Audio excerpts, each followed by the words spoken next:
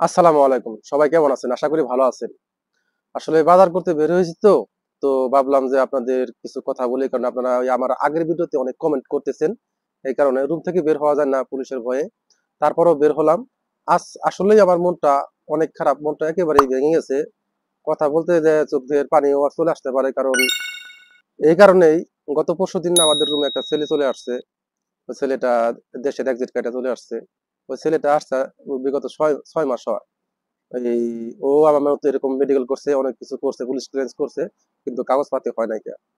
আমাকে তো কাগজপাতি করে দিবে বলেই এতদিন নিয়ে আসছে। আপনাদের গত ওই 2 দিন আগে যে ভিডিওতে বললাম কাগজপাতির কথা, তো গত পরশুদিন আমি আমার দালালকে ফোন দেই যে তা আমার কাগজপত্র কি বললেন। সে দালালে বলে যে আরেকজনকে ফোন দাও। আরেকজনকে ফোন দিলাম। সে কয় দেখি তোমার কোনো কাজের ব্যবস্থা করতে পারি কিনা। আমি করলাম আমার কাগজপাতি না হলে কাজ দিয়ে আমি কি করবো। এভাবে 3 হাত পাল্টায় কেউই আর কাগজপাতির শিওর দিল না। এই 30 তারিখে, এই 1 তারিখে আসলে এই ভিসার মেয়াদ থাকতে আমার কাগজপাতি করে নাকি, এখন মেয়াদ শেষ হয়ে গেছে, জরিমানা সহকারে কেউ আর কি কাগজপাতি করবে। তারপরে মনে পাশান দিয়েছিলাম থাকাতে এই এখন আমাদের রুমে গত পরশুদিন যে ছেলেটা আছে, ওই ছেলেটাকে দেখে আমার মনটা একেবারে নষ্ট হয়ে গেছে। ওই ছেলের বিষয় শুনে ওই ছেলেটাকে আপনাদের দেখাবানি এবং বলবানি, ওই ছেলেটা সব সত্য কথাই বলবে। আর আপনারা কমেন্টস করছেন, অনেকজনে অনেক পদের কমেন্টস করছেন, আপনাদের কমেন্টস পড়েছি এবং আপনাদের কমেন্টস করছেন, এতে আমরা আপনাদের সবাইকে ধন্যবাদ জানাই। প্রথমত কমেন্টস করছেন হলো যে বেতনের বিষয়। আসলে এই জায়গা যারা গার্মেন্টস সেক্টরে আছে তাদের একটা মালিকানা আছে। যেমন এই কিরগিজস্তান কিন্তু লোক সরকারি পর্যায়ে আছে, আপনারা জানেন কিনা জানি না। মোটামুটি 300 থেকে 350 লোক কিরগিজস্তানের সরকারি পর্যায়ে আসছে, তারা গার্মেন্টস সেক্টরে। তাদের বেতন দেয় ডলার হিসেবে। এই যারা এই ভালো কাজ জানে তাদের $500 বেতন। এই দেশের $1 এই কিরগিজস্তানের হয় হলো এই 86 টাকা। আর যারা গার্মেন্টস সেক্টরের বাইরে আছে এমনি তাদের বেতন শ্রম হিসেবে। যেমন এই $1 86 শ্রম হয় এদেশের। তো গার্মেন্টস এর বাইরে যারা আছে তাদের তো বেতন মনে করেন যে কাউকে সঠিকভাবে দেয় না। আমাদের দেখাবানি ওই যে ছেলেটা কাজ করছে, 6 মাস কাজ করছে, কোনো টাকাই পায় নাই। ওই মূলত বেতন সবাই এই দেশের টাকা হিসেবে দেয়, এই দেশের টাকার নাম শ্রম। তারপরে যেমন ওই আরেকটা কয় আকসা কয়, ডেঙ্গি কয়, এই এক এক এক ভাষায় বলে আর কি।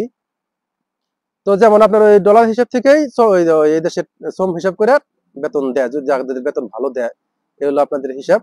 তো বাংলাদেশ থেকে সবাইকে ডলার হিসেবে বলে দেয়। যেমন ধরেন এই আপনার $100 এই দেশের 8,700 টাকা হয়। $100 8,700 হয়। এখন আপনি $300 বেতন হলে পারে 3,24,000 টাকা হবে এখানকার, 25,000 টাকা বা 30,000 টাকা হবে এখানকার। আর এখানকার 30,000 বাংলাদেশের এই 38,000 টাকা হবে, এরকম হবে। এরকম আর কি রেট থাকে সবসময়।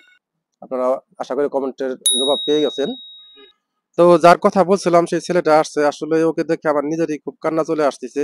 নিজে তো এই মহাসাগরে ভাসতেছি, আর ওকে তো কিছু বলতেই পারতেছি না। তো প্রথমত ওকে দেখুন বলতেছি, ভাই আপনি সব সত্য কথা বলবেন, আপনি আসছেন কয় মাস যাবত? আমার ভাই 6 মাস হয়ে গেছে।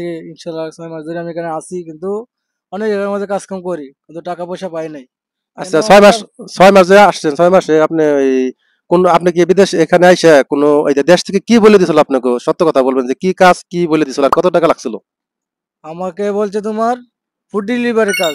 হ্যাঁ। তারপরে আমি বলছি ফুড ডেলিভারি কাজ করতে পারবো না, আমার এটা পেট্রি মেট্রি দিয়ে দেন। তারপরে বলছে ফুড প্যাকেজিং এর কাজ আছে, ওই কাজে তোমার নিয়ে যাবে কয়েকদিন পরে। তারপরে আমার কাজ আর দেয় নাই, এই ঘুরাইতে ঘুরাইতে 15 দিন 20 দিন। তারপরে বলছে আমার ভিসা। আমি বলছি আমার ভিসা ছাড়া আমি কিভাবে কাজ করবো, সমস্যা এখানে পুলিশে ধরে, জরিমানা নেয়, অনেক টাকা জরিমানা নেয়।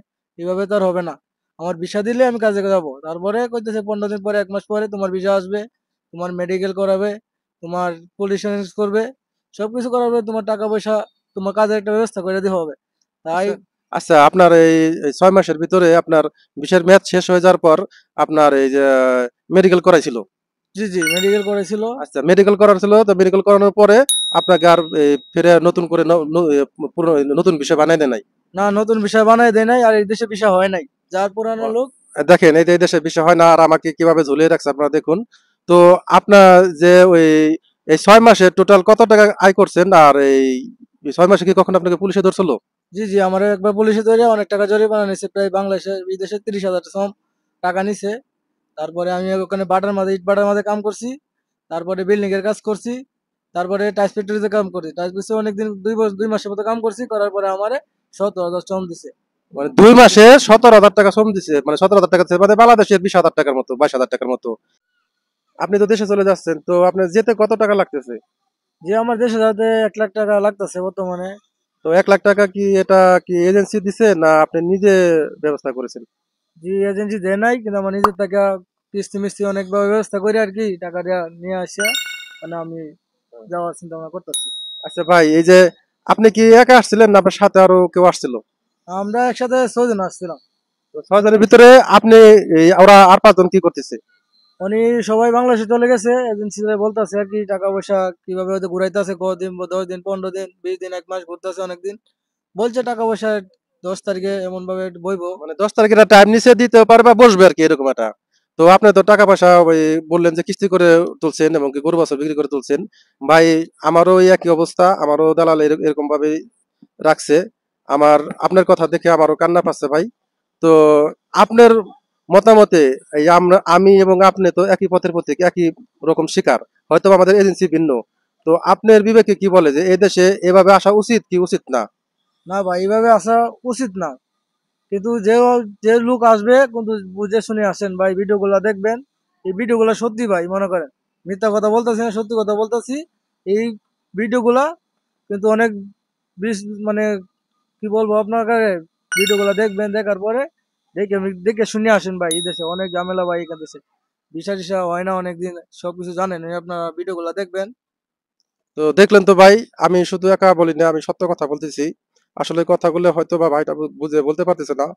আমাদের সবারই একই অবস্থা ভাই। তো আমি চাই এদের বিচার হোক। এদের মানুষের বিচার করতে না পারলেও আল্লাহ যেন এদের বিচার করে। আর যতদূর সম্ভব আমার বিষয়টা আপনারা সবাই দেখতেছেন মিডিয়ার মাধ্যমে। আমার 1 তারিখের টাইম নিচে যদি 1 তারিখের না হয়, তাহলে যেন আমার দালাল আমাকে দেশে নিয়ে যায় এবং পুনরায় আমার টাকাটা যেন তুলে ঘুরিয়ে দেয়। আপনারা আমার ভিডিওটা শেয়ার করবেন, লাইক করবেন, কমেন্টস করবেন এবং এই চ্যানেলটাকে সাবস্ক্রাইব করে রাখবেন। এই চ্যানেলটা আমার না, এই লোকটাকে আমি খুঁজে পেয়েছি আমার কিছু মনের কথা তুলে ধরার জন্য, তাছাড়া কোনো কিছুই না। তো আজ এ পর্যন্তই, আসলে সময় দিতে পারতেছি না, কারণ এখানে অনেক সমস্যা, বাইরে বের হইতে হয় না। তো কিছু চাউল টাউল দেখি কিনতে পারি নাকি, কালকে অল্প কিছু টাকা আনছি দেশ থেকে, ওই টাকা দিয়ে খাওয়ার জন্য আনতেছি। আর এই ভাই ডাইসের রুমে এই ভাইটার কাছে টাকা নাই। তো ভালো থাকবেন সবাই, আমাদের জন্য সবার জন্য দোয়া করবেন।